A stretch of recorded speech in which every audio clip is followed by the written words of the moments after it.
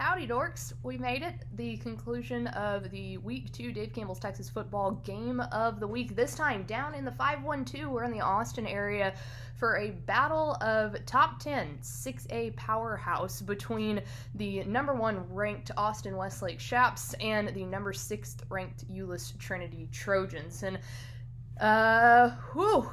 if you wanted to know who the undisputed number 1 team is in 6A, I think Westlake went out there and just put it straight up on display tonight. The final score was 34-14. Both of those scores for Trinity coming late in the second half. So really, it was a complete domination just through and through, and there's no other way to put it for Westlake.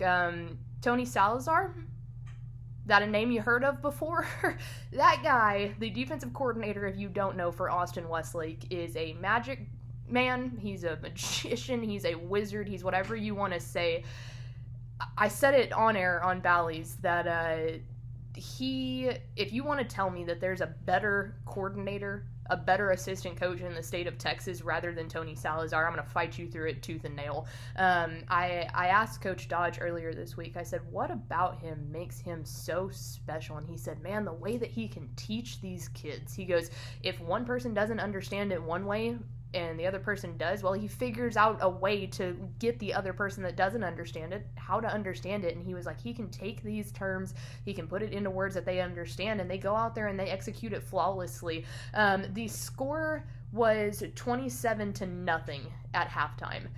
And this is talking about a Euless Trinity program who, again, number 6th in the rankings this week coming into this game.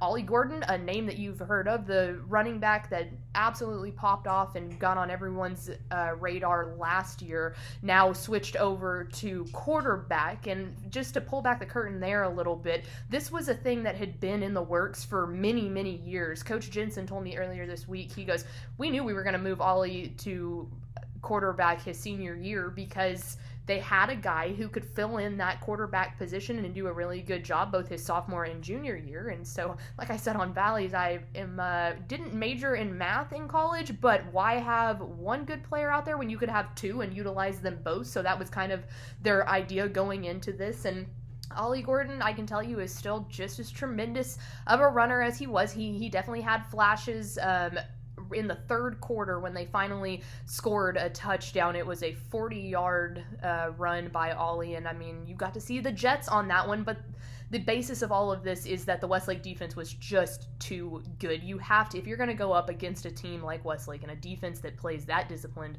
and plays that tight on the ball and is quick, but man, they hit you hard, you have to have other options. You have got to have more than just 2 guys that can genuinely pound the ball, because when you mix in Ollie Gordon with junior running back Gary Maddox, who is another really good player, and Ollie is a great player, but it was just too much Westlake defense for them to handle. On the offensive side of the ball for Westlake, Cade Klubnik, we talk all the time about how unbelievable of a passer he is, the quick release, the way that he gets the ball out. And I'm going to be honest, it didn't seem like that was trending in that direction tonight. The passes were there, but it wasn't bullet after bullet. But what he proved tonight is that that's okay. If he can't get those passes to fall one night, he can do just as much damage with his legs. He scored 2 different 5-yard rushing touchdowns within 3 minutes of the first half ending. One of them, he hurdled some guys, showing some track skill there, big track guy. But it was genuinely impressive that he can say, you know what, if this isn't working, let's dig into the pocket here, and I've got plenty of other weapons to hit you with. Jaden Greathouse was fantastic, as always. Just, man, that kid's got a big old body. Everyone knows that, but he was spectacular. The one other person I wanted to shout out for Westlake's offense was Hunter Hinault. He is a senior running back, and the funny story here with him is that he did not play last year. He had played every year previously with this senior class and didn't play last year, came to coach this year and said, hey, Coach, I'd like to go out for the team again. And Coach Dodge, in typical great form fashion, he said, well, let's get you into off-season camp and show me what you got. Let's make sure you're committed to the team and everything. And last week ran for 120 rushing yards in week 1, and this time just a real bruiser with the ball in his hand out of the backfield. So I was very impressed by him too. A guy to keep your eye on there, but it was an absolute domination. Westlake, they brought another top 10 team into their house, and they said, look, here you go. You ready for a rock fight? We're going to give you one. Tony Salazar did great coaching up that defense. It really is spectacular to watch. It was, it got away from Trinity, but I think they're a team that has a lot to grow on, a lot to work on as the season goes, but they're not just going to fall off the face of the planet. They weren't number 6 for any reason. They just got outplayed tonight. So, yeah, there we go. That will do it from the 5-1-2, but we'll be back to break all the rest of the craziness down for you on Monday. See y'all.